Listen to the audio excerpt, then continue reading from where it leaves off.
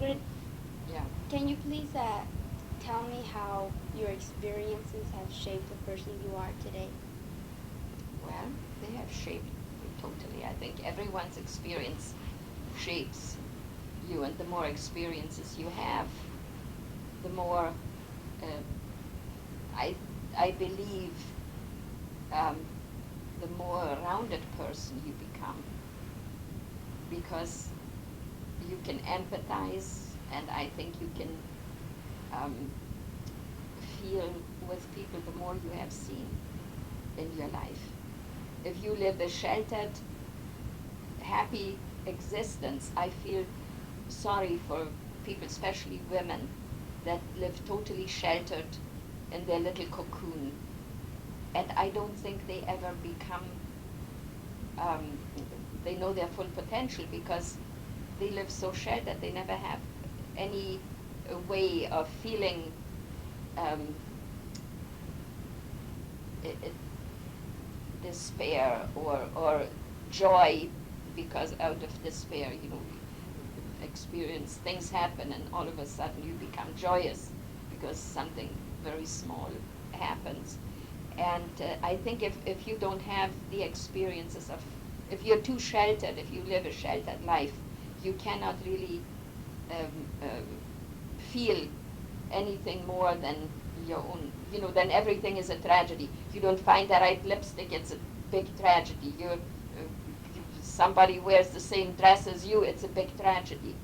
Because I think human life needs the ups and downs. I think everyone, a human person needs different experiences in order to have empathy with others, feel with others, know what it feels like to be hungry and to, get a piece of bread, the joy of getting a piece of bread and having another day that you are not quite as hungry.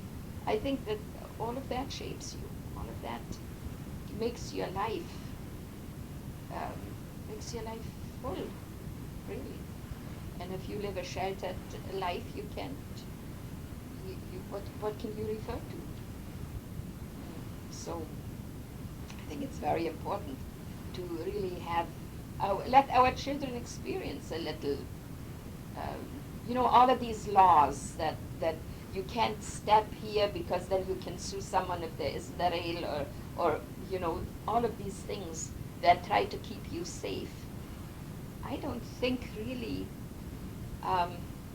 they keep you safe, sure, at this moment, but still, I think you need to experience, you need to look out for yourself. You need to walk on a path that doesn't have a rail, so you know you have to look out for yourself. You have to look out that you don't step off the side. You know what I mean? You know what that is. So I think we here in the United States, you're much too sheltered. A lot of women. There are a lot of women who go out and really work and have to do the I don't mean just working in a job, but keep a house together, a home together. And so I think there are a lot of women that need that have to do that. But then there's a group that just can't. People say, oh, they're so shallow. Well, they're shallow because they've never experienced anything, and society hasn't let them experience, or they've been sheltered. So anyway, there's my piece of philosophy. And about war? Told me Never, never, never, never. Because war, I think, always can be solved with diplomacy, with talking it out, with they say, oh yeah, we had to take down Hitler. Shh. You didn't have to go to war. You go to war because there's unemployment, you need to build cannons to make people work, you need to rally them to stick together around a flag or whatever. But it doesn't solve anything, because from that war it goes 2 years later, you have another war, and then you have another war. And what really, the men that start war is that little group of old men who sit together and never send their children into a battle, they never go. And I don't see any twin girls sitting on a tank moving into Baghdad. They go from bar to bar and stick their tongue out when the reporters shoot them. I mean, why aren't they out there? And Pause real quick. Okay. and so I I always say my son, my grandson will never, never, never go to war because I gave. My contribution was there. So that thought there. No, because you see who suffers.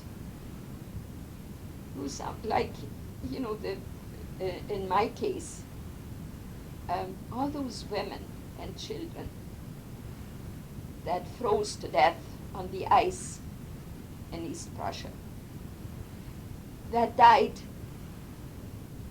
being raped to death in Königsberg, that were trampled, run over by tanks as they were trying to flee, and those that made it, that were taken to Siberia on trains, were taken from their children.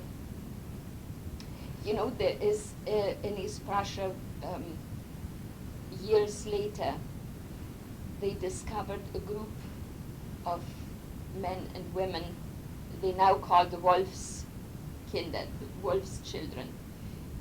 Those were the ones that were small, 2, 3 years old, 5, 6 years old. Their mothers died in the snow, and the children had to fend for themselves. And they were taken in by some Lithuanian farmers. Many of them, once the Soviet Union collapsed, many of them then were trying to find out who they were. And because they didn't remember their name, they were too small. And they were taken in, a lot of them by Lithuanian farmers, by Polish farmers. And those were the people that paid for the insanity of a war. And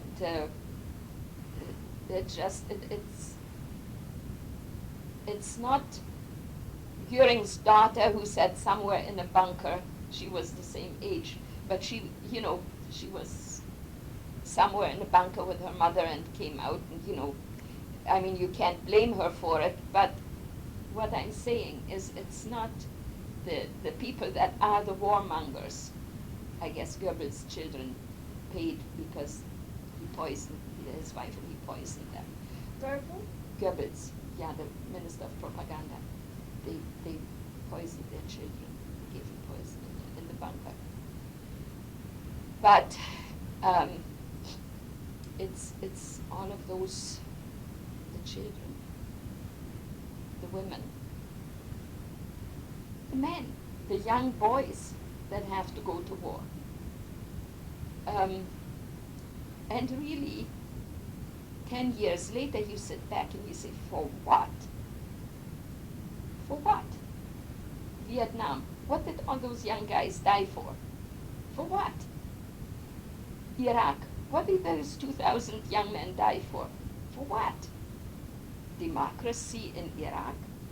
Study history. Look back. What is democracy? What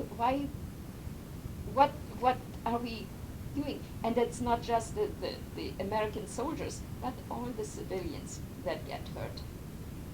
All those thousands and thousands and thousands of civilians that get hurt forever. Someone loses a leg, it doesn't grow back.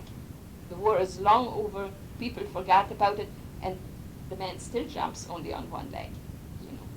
It's an insanity, and we're not civilized to do wars, go on wars.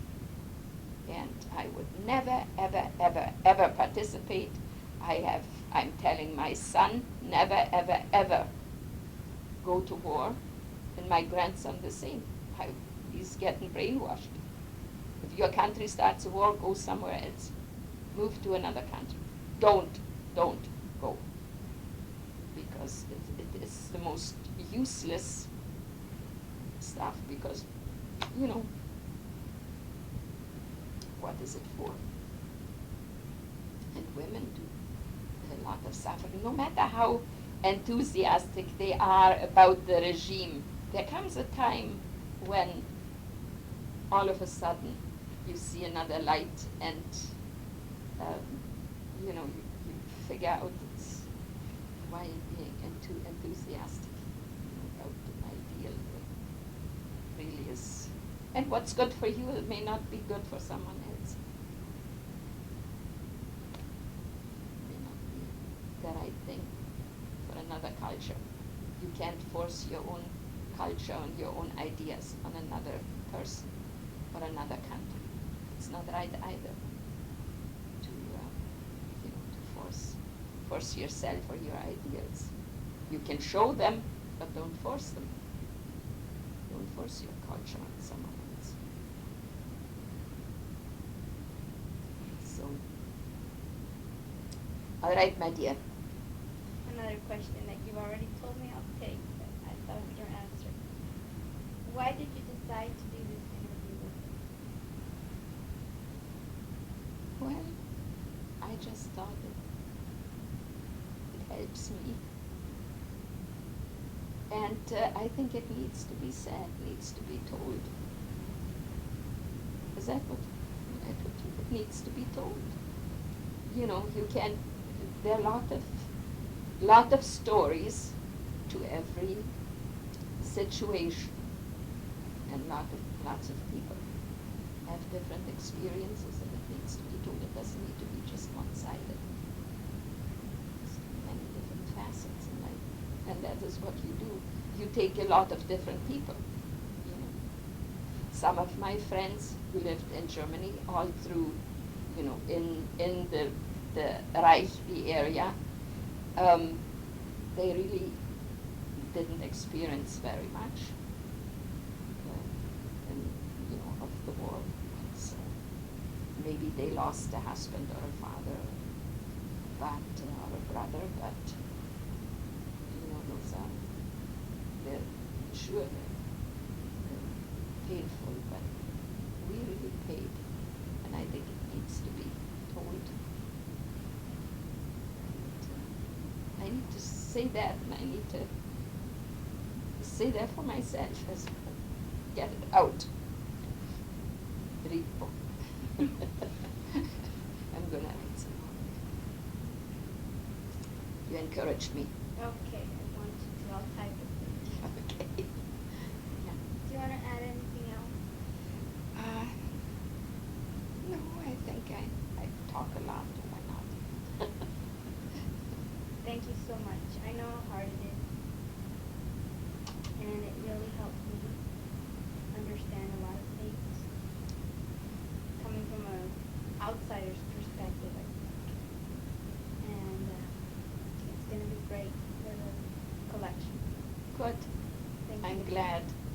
I'm glad. And if you have any questions, just, if you hear it, there's anything Oh, I'm going to hear it. unclear, Yes. if I can, I'll clear it up for you. Yes.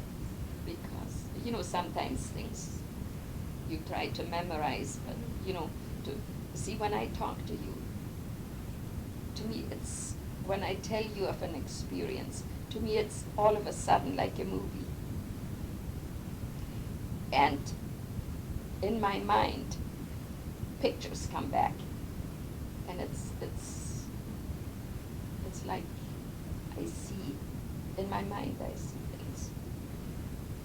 Although I look at picture here on the wall, but it's in my mind I see things.